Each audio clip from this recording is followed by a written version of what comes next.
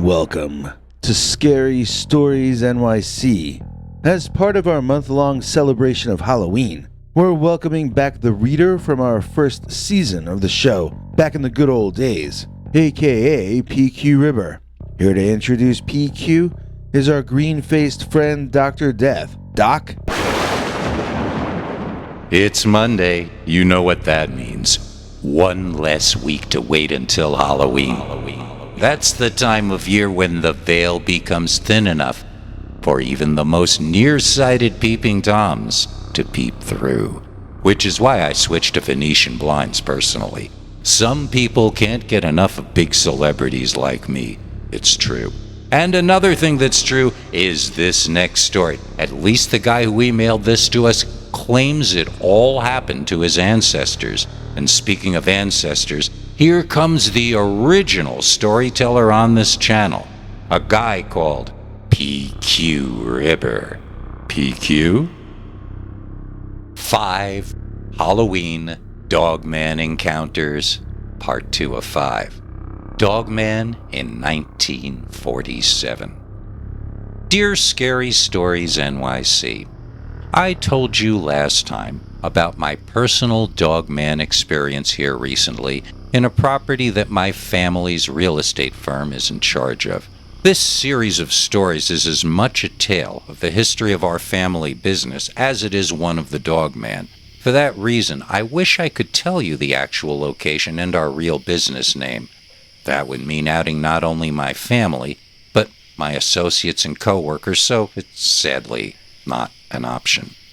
The real estate firm is still in operation, and it is still the world that our family revolves around. This time I've got a story about a man who was not our company's founder, but probably its finest leader. We'll call him Jebediah, which was not his name, although he was named after a great biblical figure. He wasn't my grandfather, but some sort of great-great-uncle, I think, or possibly a cousin of some kind. I think of him as an uncle, although he passed away some time before my birth. He was the one who expanded our business to the limits that none of us have been able to take it past in all these years, and he was the first person in our family to have personal experiences with the Dogman. Jebediah had gone away to fight in the big World War II, and I think the events I'm about to recount happened in 1947. He was back, married, and ready to take over control of the family real estate firm. Under Jeb, the business prospered, and the family became more affluent than it had ever been. Jeb became known for acts of kindness, finding work for people who could afford their mortgage, and even placing some of his old buddies from the service in places that he made affordable for them. Jeb worked as a sniper overseas and was known as having the best eyes in the U.S. military. He would notice things that others wouldn't even see after he pointed them out, and fittingly, he was the first to notice the Dogman in our area. Personally, I think the Dogman had been there for generations, as there were strange occurrences going back to the turn of the last century. Nobody could explain, such as various animal and small children disappearing. At least some of those instances might be explained by the presence of either a Dogman or some sort of a werewolf-type entity. Now, this story gets weird and the details change depending on who tells them. Actually, the 2 or 3 versions I heard were all by family members who have passed on since, so it's up to me to get my facts straight here. But there was one way of telling it that made it seem as though the Dogman, or werewolf in question, was a wild animal, and there was another way of telling it in which the werewolf was just that, a human being who turned into a wolf and then committed atrocious acts. They sort of both end the same way, but I guess I'll tell it to you the way I heard it first. In this version, a number of people in the area were growing increasingly upset over their livestock and pets going missing. There was no doubt that one or more predators were on the loose, but the questions were what predators and who was going to do something about them. So my ancestor Jebediah was walking home through the woods one night when he was set upon by a terrifying beast. The description sounded to me a great deal like a modern description of a dogman. Well, the first time I heard it told, that is. It was upright like a man, or like our notion of a werewolf. According to the story, the battle continued until Jeb recognized a rag tied around the beast as torn clothing of one of his buddies from the service. The werewolf was able to escape from Jebediah, but since he knew who he was, he knew where he lived. My wise ancestor went to Jeb and is said to have relocated him to a place where he could live free as a werewolf without endangering human life. I asked where that would be, and I was told that if it were a place people knew about, then it wouldn't be safe for werewolves to go live there. I guess that kind of makes sense, sort of. Now, there's another version of the story in which the Dogman was just that, a man-sized dog. In this telling, it was down on all fours like the American werewolf in London. Also in this telling, Jeb defeated the beast. Both versions end with Jeb bringing a large wolf he'd shot out in the forest into town and parading it around for all to see. He said this was the werewolf, and people seemed to believe that it was, even though this was a large but ordinary wolf. This was not something that would have been walking upright like a human being. At any rate, nobody lost any chickens or cats for a while, and it was presumed that the monster problem had been dealt with single-handedly by Jeb. After that, the family real estate business became the most successful in that part of the state, as everyone wanted to do business with the werewolf-killing hero that ran our company. I wonder which parts of this are really true and which parts are legend. The concept of bringing a werewolf to a place where he could hunt without hurting any people was not one I had ever heard before in any movie or TV show. I guess that's why I want to believe this part is true. The way I see it, either the Dogman or a race of large wolves were living in or passing through the area for generations, or else werewolves were. I mean, what if Jeb's army buddy only became a werewolf after he moved to the area? What if he got bitten by a werewolf that was already here? This is assuming that army buddy was a real person and not just a character in the story.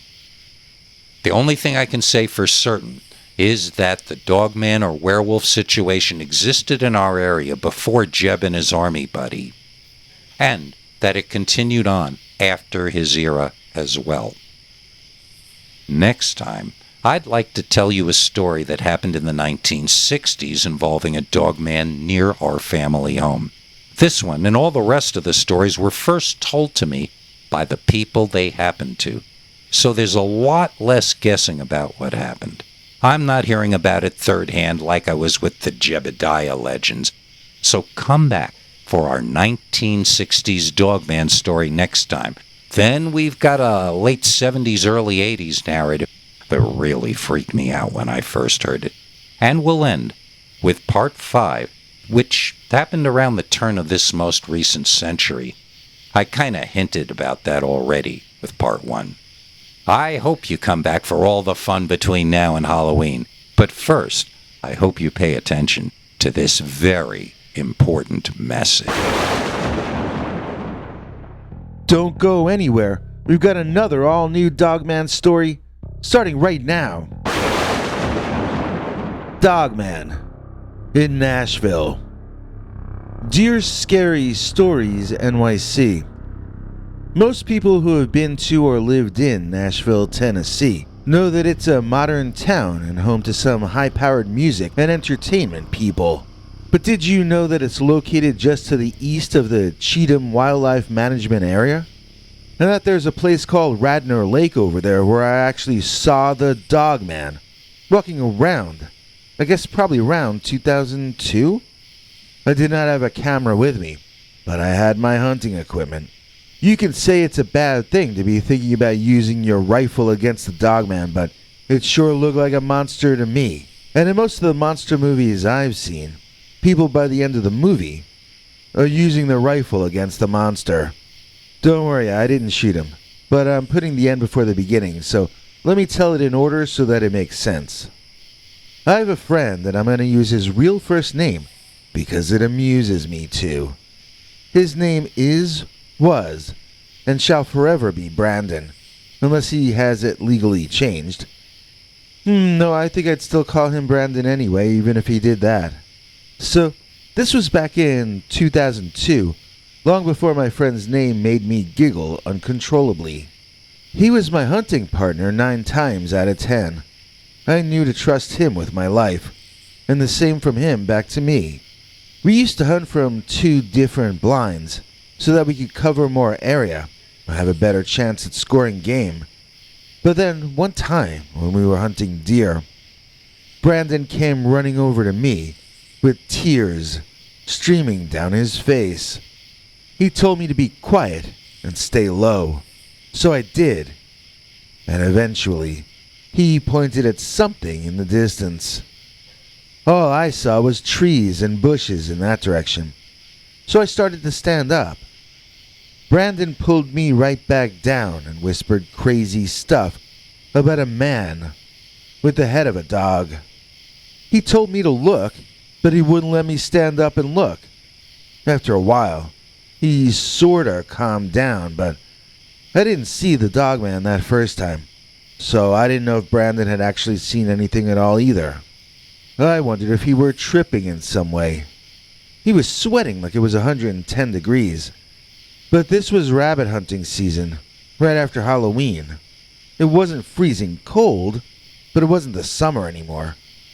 So I was worried for my friend, and I took him home to his wife. The thing is, ever since that day, Brandon hunts with me. He won't go alone to his own blind. He will only be out there if he can stick close to me as his partner. He seemed to be acting sane and normal for a while, so I began to feel like he might have had a mental episode on that one day. He had been trying to quit eating fast food, so maybe quitting the Big Mac causes something like delirium tremens, I don't know. By the way, if McDonald's lawyers are listening, that was just a joke. At any rate, as long as he could sit with me in my hunting blind, Brandon was totally calm and normal.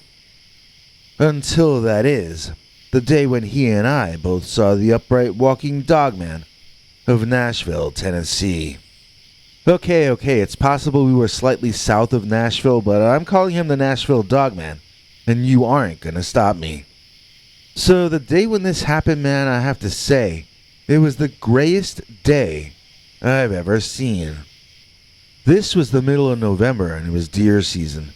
Brandon had been a little on edge since the day before, and he had me caught up in it too, once we got set up in our blind. The Radnor Lake area, it just wasn't the same as it usually was. I almost felt like I was on a TV show, and they had a different set decorator for this new season.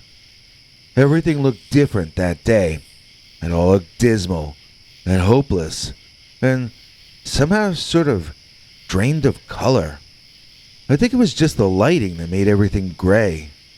The sun was out, but the sky was an ugly, cold off-white that seemed almost artificial. I felt more like we were sitting in a large, wet refrigerator interior than out in nature at Radnor Lake. I had, and still have, a lot of positive associations with Radnor Lake.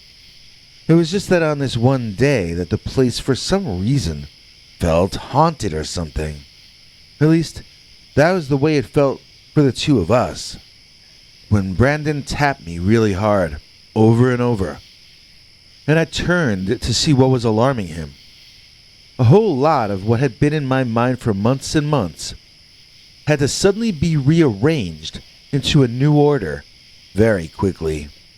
I could see in front of me, with my own eyes, the exact creature that Brandon had told me he saw that day he came running up and crying. So he had not imagined it. He had not seen something else and thought he was seeing a dog-headed, fur-covered humanoid. No, he saw a dog-headed, fur-covered humanoid, just the same as I was seeing, right then. Well, maybe that dog head was more of a wolf head, or even sort of like a dingo in some ways. but it was a canine head, just not one exactly like any species I've seen myself. There was a lot of tan on its face and belly, but the rest of it was so dark that it was almost black. The fur, I mean. I don't really remember the color of the flesh, although in my mind I'm visualizing pink foot pads. The nose was black and leathery, in that way that dog noses can be. I don't remember stripes or spots, but it was dark there, and so was the fur. So I may have missed an awful lot of detail. The ears were up, the eyes looked curious, and it stared at something directly in front of it.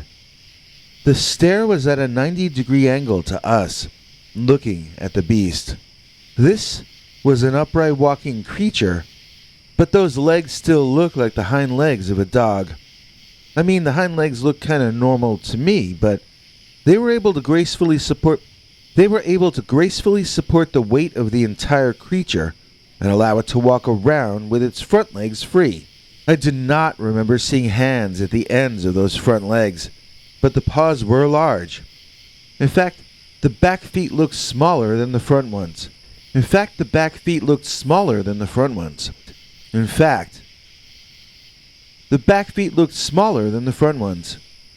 Could the creature pick up or hold things with those front paws?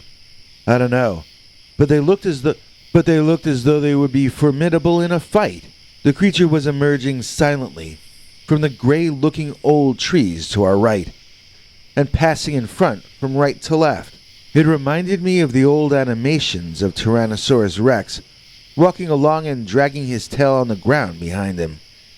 This hairy beast man only had a short tail, but something about his gait, or the way he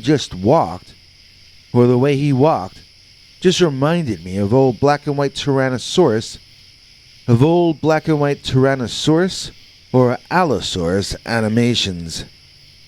Brandon kept whispering to me that it was a ghost, and he was shaking all over. I saw that his face was covered in sweat, but when I grabbed him by the hand, he felt like ice. He told me that he could see through the monster, but I couldn't. I didn't understand why he thought it was a ghost, and I figured he was just having some sort of panic attack. I felt pretty panicked myself, and I kind of resented him falling apart on me the way he was. The creature looked colorless because it was such a gray, colorless day, that's all. Brandon and I looked pretty colorless too. That didn't make us apparitions. The dogman marched steadily forward from our right to our left, never removing its stare from directly in front of it. The creature seemed intent on something, and yet at the same time, it was not running and did not appear to be rushed. There was an almost ceremonial nature to the way it moved itself forward, as though this were some kind of one-creature procession or parade.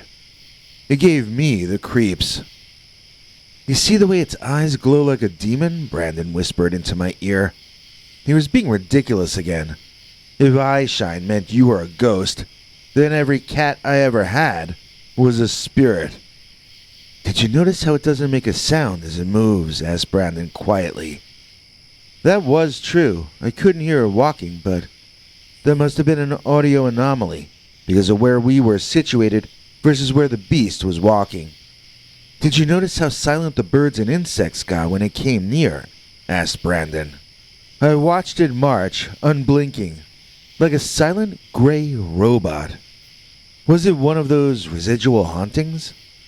Like, did that creature actually walk there once, but many years or even ages ago? And were we watching a replay of that old scene? Was the silence coming from the fact that what we were seeing was only some kind of a recording being replayed? I was starting to wonder if my panicking friend might be right, at least in some way or another, about this creature or former creature or whatever it was. Was it aware of anything around it? Or was it still back in time, seeing things as they were back then? I needed to know what was happening, and so on an impulse, I stood up and shouted to the creature. It kept on walking uninterrupted. I broke away from Brandon and burst out through the foliage, waving my arms in the air, shouting for the dog-headed creature to notice me. The closer I got to it, the more solid and real it looked, and yet the more strange and unheard of it seemed as well. It did seem like an animal or man covered in fur with a head unlike any human that ever lived. It certainly behaved as if it carried weight and mass. It did not float along like Casper the Friendly Ghost. No matter how much noise I made, the beast, who was much taller than I was, continued to stare forward and march in his invisible parade. Frustrated, and seeing that he was going to be passing back into the forest and away from where I was going to be able to see him, I picked up a small stone and I hurled it at the thing. I remember watching as my stone bounced off the beast's shoulder and flopped back down onto the forest floor. So it was solid after all. The huge dogman stopped walking. Then he turned his head slowly in the direction the pebble had come from. It did not seem to see me at all. Or if it did, it failed to react in any recognizable way to my presence. I saw its glowing eyes looking around, but I have no idea what they were seeing. They certainly did not seem to be seeing me. Then the dogman turned its giant old head back to looking in front of himself, and he went back into his rhythmic progression into the woods and out of both of our lives. The entire time I saw him as being physically present. Brandon saw him as being partially transparent. Was that a result of the emotional stress Brandon was under? Or was he just more sensitive about these sorts of things? Could he notice the strange nature of this dogman creature that my senses were unable to detect?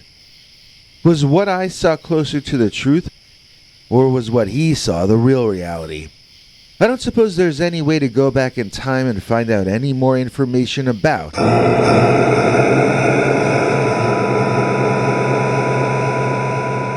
Dogman in Nashville. Feel that cold breeze? That means your future best friend, Dr. Death, is here. Oh, don't worry. It's not your time yet. But it is time for us to get down to some serious Halloween Dogman business in this month of October 2022. Bigfoot's gonna be presenting allegedly true Dogman stories as many days of the month as he physically can, while I, Dr. Death, will scare the living daylights out of you on Mondays. Yes, each October Monday until that most Monday-ish Monday of all, Halloween Monday 2022. So we'll see you this Monday, I do hope. On YouTube, I mean. I already told you, it's not your time just yet. I think today is Monday, and yet we're thanking Friday. And so, dear sir or madam, this show is thanks to Adam. Please join me in thanking Adam Friday for making this episode possible. Adam is a member of our PayPal subscribers club, which entitles him to see our secret uncensored episodes, not to mention our over 25 hours of archived secret uncensored episodes too. Here to explain more ways you can help this channel stay alive is our international TV spokesmongrel, Henry Lee Dogman. Hank? Thanks, Biggie. And thanks to all of you for watching this far. If you liked it, please click like. If you'd like to see more of our work, please subscribe.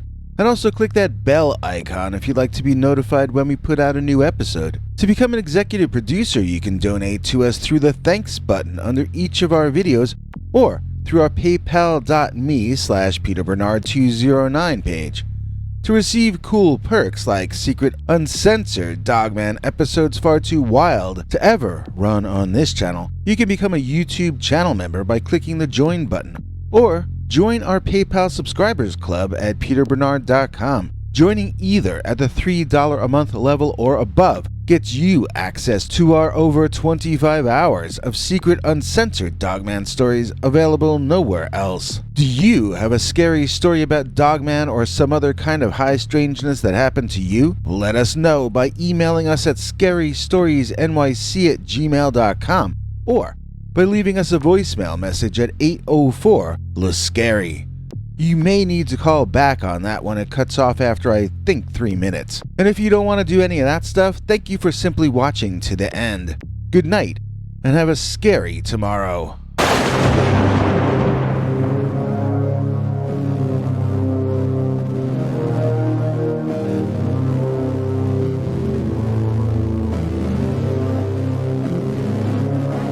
Come back for more scary stories.